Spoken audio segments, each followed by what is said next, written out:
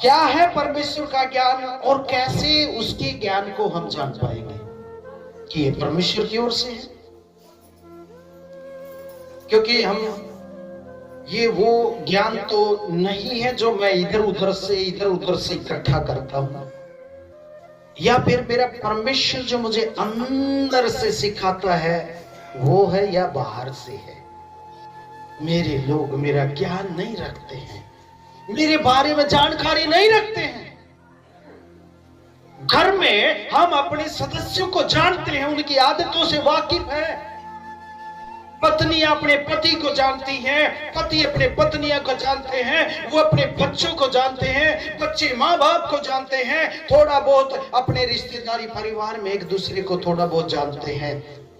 लेकिन क्या जैसे हम घर में एक दूसरे को जानते हैं, क्या परमेश्वर को भी आत्मा में जानते हैं? क्या उसको व्यक्तिगत जानते हैं?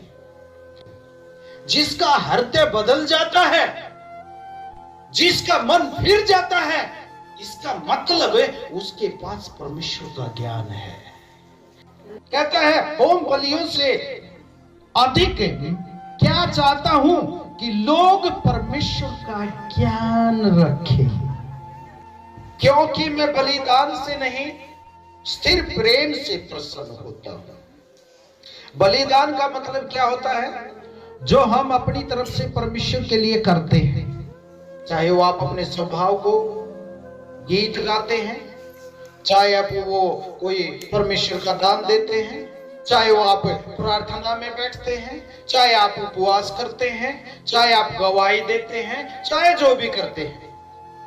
बलिदान का मतलब क्या है? चाहे अपनी इच्छाओं को छोड़कर प्रभु के लिए कुछ भी क्यों ना करते हो। बलिदान का मतलब ये, यदि प्रेम नहीं है तो वो बलिदान व्यर्थ है। सबसे पहला तो ज्ञान उसका प्रेम ही है, ये समझ लीजिए। शुरुआत से ही मैं अंत की बात को बताता आया हूं, प्राचीन काल से उस बात को बताता आया हूं जो अब तक नहीं हुई, वो भी बता दी प्रभु ने। मैं कहता हूं मेरी युक्ति स्थिर रहेगी। इसलिए मैं बोलता हूं कई बार कि आप जितनी भी प्रार्थना करते हैं ना, लास्ट में एक बार बोल दीजिए, प्रभु फिर भी इच्छा तेरी पूरी हो। और आगे यही बात लिखी हुई है कि युक्ति स्थिर रहेगी और मैं अपनी इच्छा को पूरी करूंगा। क्या करेगा?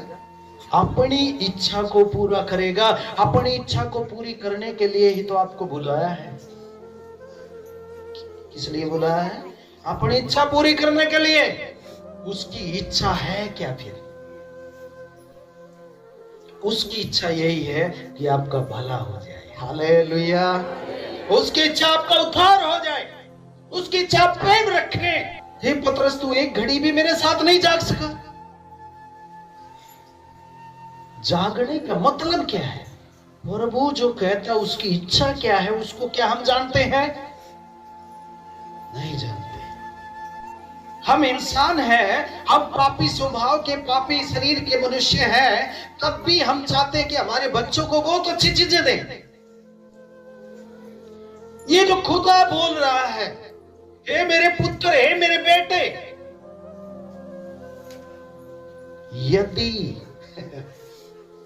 यदि बीच में रख दिया प्रभु ने, बेटे यदि तू मेरे वचन ग्रहण करे।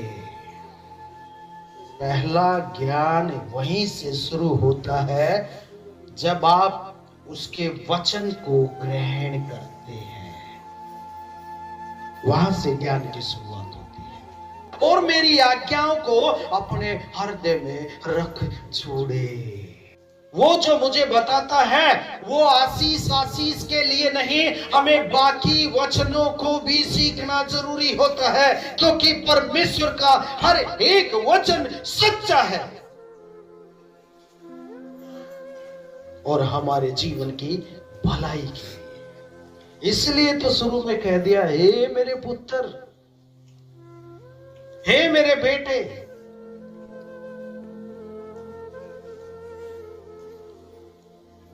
और समझ की बात पर मन लगाकर चले। बुद्धि की बात को सुने और उस बुद्धि की बात को समझ के तू चले, ये तरीका है।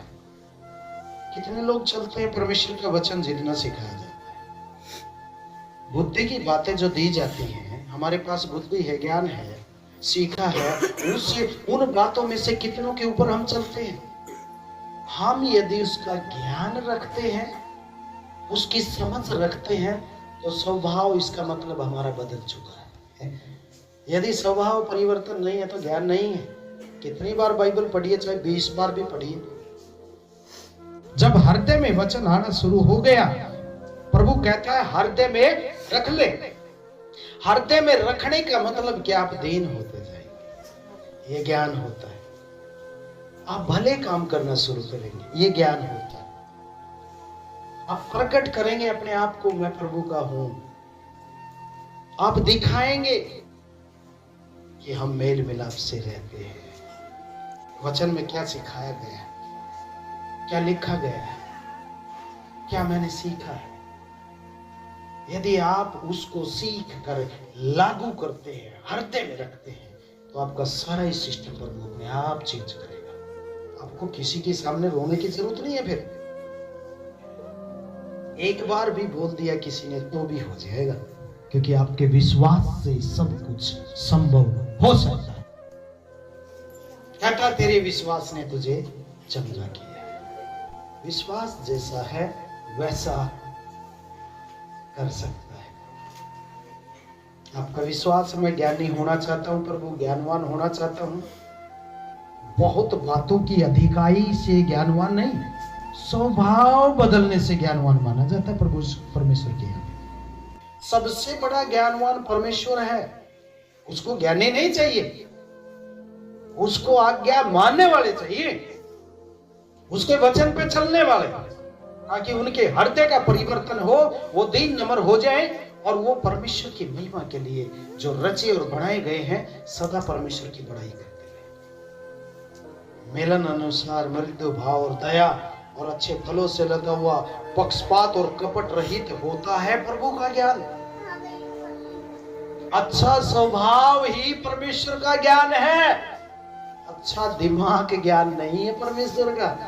आपका अच्छा जीवन प्रकट जो करता है प्रभु की महिमा के लिए, आप जो एक मिलन अनुसार रहते हैं, सबसे मेल मिलाप रखने वाले। मैं दया करूं कि मेरे परमेश्वर ने मुझे स्टैंड किया, खड़ा किया, दया की है, मैं दूसरे के लिए भी प्रार्थना करूं। हालेलुया। उसके लिए सोचूं कैसे उस पे दया होगी। सामरी आदमी अपने गधे पे बैठा के रास्ते में अधमरा करके जो लुटेरे चले गए, उसको घर लेके आया और उसके ऊपर मरहम पट्टी लगाई। प्रभु कहता है वो मुझे अच्छा लगता है जो दया करता है। हालेलुया। ये है ज्ञान। और आप एक वैसे ज्ञानवान हो जाएं जो प्रभु की ओर से ऊपर से आता है, जो याकूब की पत्री में ज्ञान दिया गया है, वैसा हमारा जीवन होना चाहिए।